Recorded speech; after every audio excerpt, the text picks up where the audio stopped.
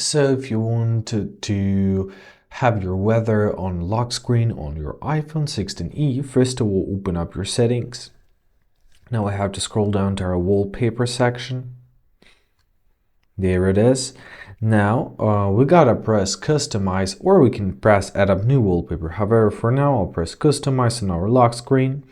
Now press add widgets, and here you have to choose your weather widgets, so you can see because they are highlighted by this weather icon. So add up all of the weather widgets, and or you can tap here and drag them directly, right?